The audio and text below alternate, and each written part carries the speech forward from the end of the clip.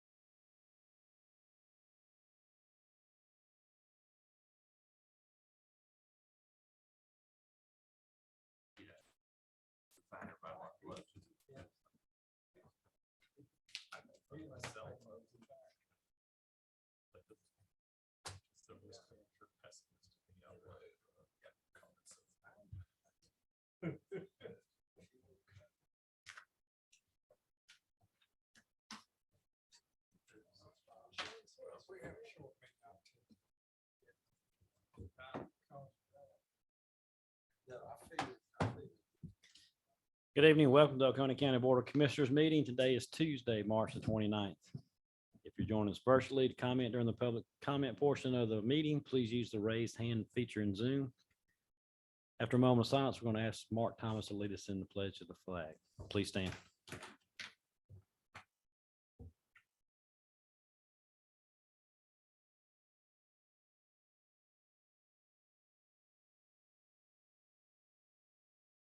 Thank you. I pledge allegiance to the flag of the United States of America and to the republic for which it stands, one nation, under God, indivisible, with liberty and justice for all.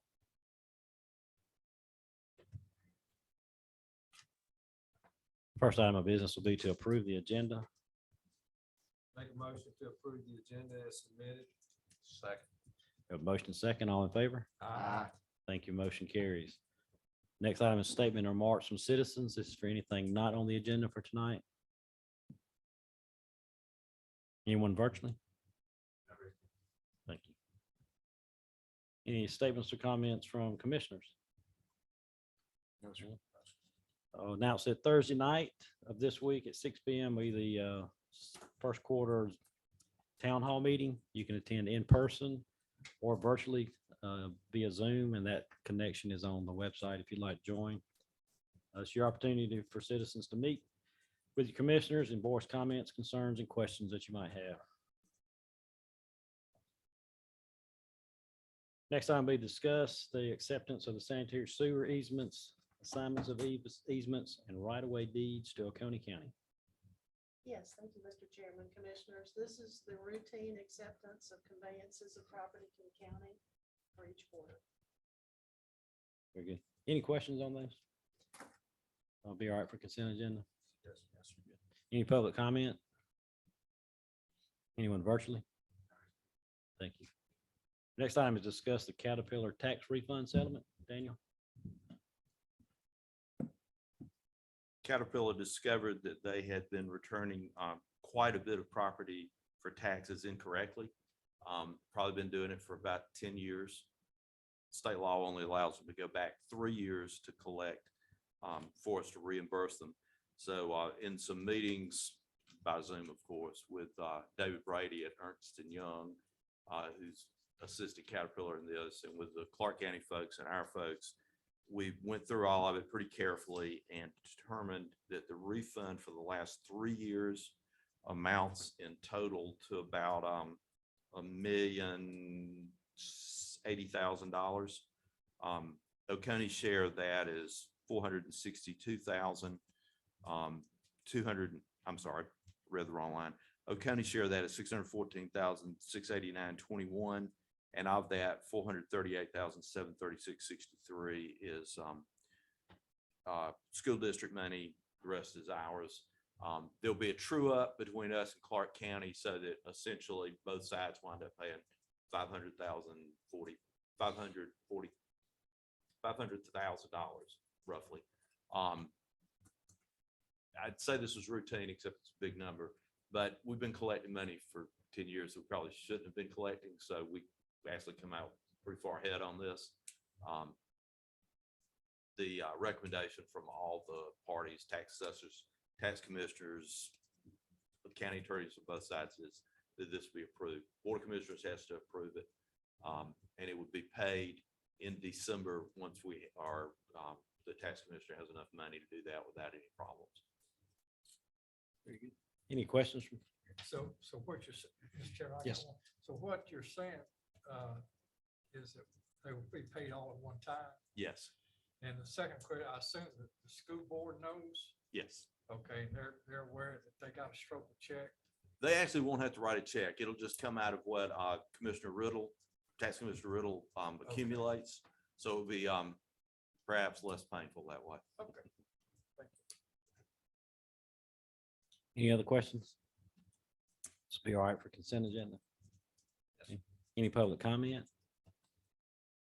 Anyone virtually? Thank you. Next item is discuss the Calls Creek plant upgrade to 3 million gallons per day, phase 1. Good evening, Commissioners, Chairman. Tonight before you is the proposal given by Crowder Construction to upgrade the Calls Creek wastewater plant to 3 MGD for a guaranteed maximum price of $6,519,241. Just a few highlights of what will be included in the phase 1 will be the influent pump station, new RAS pumps, all the electrical components, NARCI pumps, blowers, filtration system and disinfection system, and a new solids dewatering screw press. Tonight, I'm recommending that we award this phase 1 for that amount. Any questions? Do we have any questions there? I got a couple. Tim, what's the timeline? Once this contract is approved, how long will it take them to do phase 1 upgrades? Once we issue a notice to proceed, it's like 540 something days, which equates to about 18 months. 18 months? Yes, sir. Okay. My next question, I assume during that time that we'll be looking at phase 2 Yes, sir. plans. Mhm. If you're in a position to remind me, because I'm the new kid on the block, where's that transmission pipe going? The transmission pipe, Adam probably can explain the route a little better. Yeah. He's the one been working on that, but it'll leave the plant. Adam, I'll let you talk about that. It'll go down, it'll come from the plant on Paul Street down Fuller Road, hit, business 441, go down 441, get back on Rockwood, and go all the way down to the middle of the property. Rock and wood, okay. So it'll all be in the county's right away? Except for the 441 part. Okay. We will have to probably acquire some easements, due to the narrow right of way on Rockwood Drive. Are you gonna try to stay out of the state right away? On 441? Right now, the intent is actually used right away. Okay. Just a reminder, this will be a phased approach. And all three phases will have to be in place prior to being able to use the 3 million gallons a day. So, did I say something wrong? Okay. Not yet. Not yet. No. He started. Just commissioners, typically, we present these items on the agenda setting meeting for vote the following week. In this case, there is a little less of a time. I would ask that we move this to the May agenda setting, or excuse me, May Board of Commissioners meeting for approval. It just gets us an extra month to have more conversations with Crowder. We're looking at some other things, more to do with financing than the actual construction element to it. But this would just give us a little more time, and it wouldn't affect our pricing one way or the other. So, or we can approve it next week. But my recommendation is to just hold it off for another month so we can line up some of the. Everybody okay with that?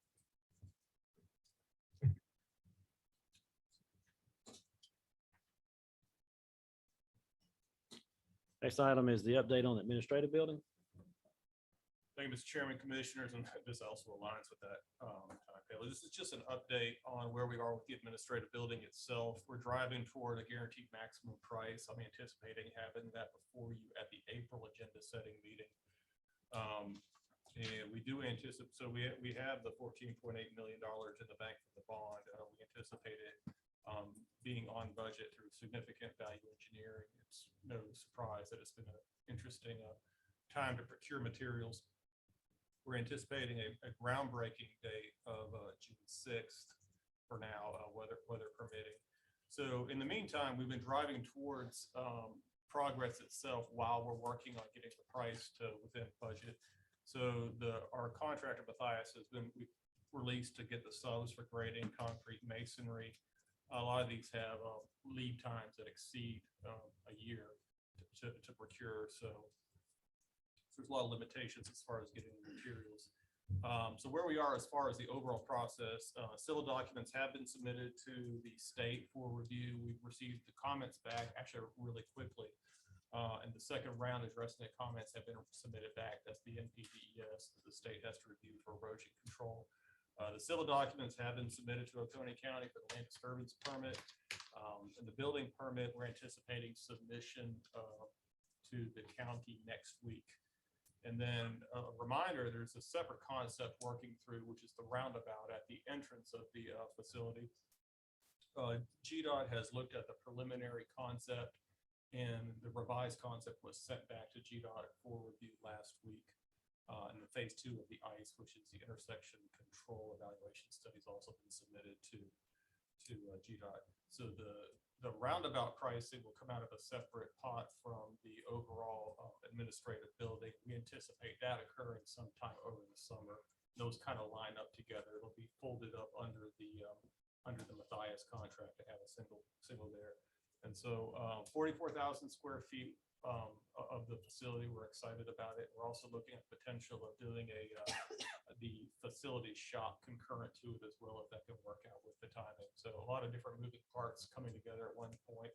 We're driving toward April agenda setting meeting, having a preliminary GMP, hopefully for approval at May for the commissioners meeting, groundbreaking following months. Happy to answer any questions you may have. Any questions? Okay. Just you mentioned June 6th, the groundbreaking ceremony.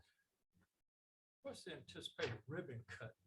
Okay, that's an excellent point. So June 6th, we're anticipating having facilities on the site. If you've been to the site, there's very little shoulder, challenging area. We'll probably have a soft groundbreaking, like clearing of area to have area cleared out. Following that shortly, we'll have more of the ceremonial ribbon cutting. So ribbon cutting after we clear out a little bit of the area. He's talking about Complete opening. I'm talking 12 about the months. Ribbon cut. Yeah. Oh, ribbon cutting, Complete opening. yeah, Moving in. not the shovel, you want the ribbon. I don't, Okay, how long is it gonna take? June, 12-month build. 12-month build. 12, okay. All right, and one last question, it might not be, doesn't have anything to do with straight building, but the question is, once we vacate this, the people who's relocating there, is there gonna be remodeling or rehabbing of this The courthouse. facility? Yes, that would be in the plans. And so we'll start working with the judiciary function as far as, an architect and space reallocation at that point. So that will come into the budget for this coming year or the year after? Not this coming year. Okay.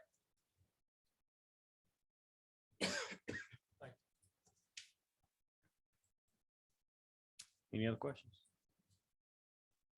I've got an update on the Upper Oconee Water Basin plan expansion. So mentioned that state of the county, most of y'all are on it or been on the committee, but so we're in a treatment plant with Barrow and Jackson County. And right now we process 21 or can process 21 million gallons a day. And the group is looking at expanding that to 42 million gallons a day. So roughly doubling our capacity. There's a treatment plant expansion committee. The RFP's out for design services, and that committee will get back together in the next couple months and select a contractor to get a guaranteed maximum price. So just want to kind of keep everybody informed that that process is underway and moving forward.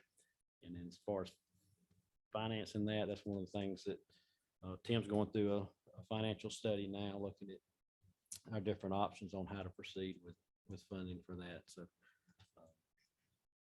any questions on Upper Oconee Water Basin? Very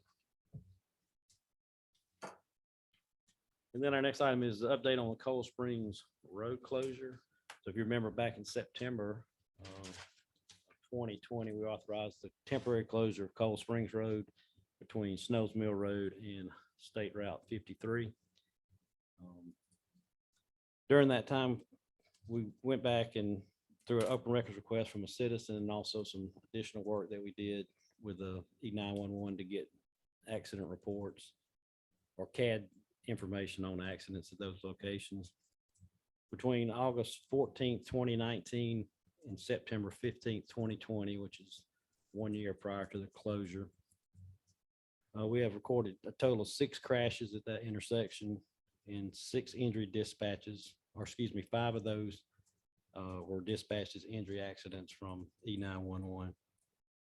In the 12 months following the closure, there were a total of 4 accidents, and there was 1 injury dispatch during that time period as well. In addition, Cold Springs Road is it's got a very unfavorable skew, 30 to 35 degree coming in. Best design is for that to be 90 degree to give view. In addition, the roads don't line up either. Also, as you know, at Snows Mill Road and State Route 53 in Rocky Branch, we're doing a design on a roundabout, and all the traffic counts that were done to go into the engineering of that roundabout were done after the closure of that section of Cold Springs. So it's being designed in order to handle the additional traffic that was sent that way. I believe the closure's been a big success, and my recommendation would be that we permanently close the road. I know there's different opinions on that. We have a lot of interest in the community about that road closure. So before we make that final decision, I'm suggesting that we open up a 30-day comment period. I'll let some people know about our town hall meeting coming up. That's an opportunity to come and present. Also, we'll have a comment form put on the website this evening if everybody's okay consensus wise to move forward with the comment period. We've done this on similar road projects in the past, so the citizens can go in and put their information and then make their comments about what they think about the closure. So that's my recommendation is 30-day comment period, and then we'll discuss it back on May 3rd at our at our voting meeting there, and kind of review the comments and either make a decision or do some more research based on what the board thinks. So really just kind of looking for a little consensus if everybody's okay with moving forward in that direction.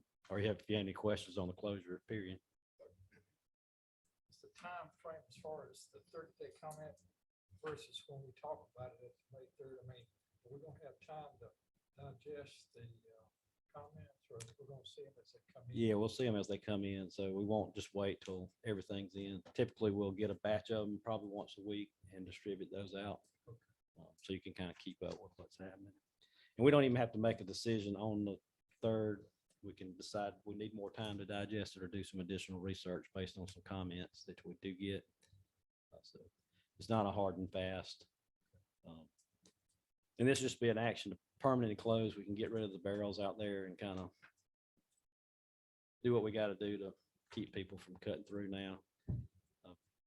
We got reports, some people will get out and move the barrel, go through and get back and move it back. So I don't know if you're saving any time. I by live doing- there. I personally witnessed it, so I live right there at it, so I personally have witnessed those. So I don't know how much time you're saving if you get out and open the gate and close the gate. So, but we do want to give people an opportunity to sound off on it.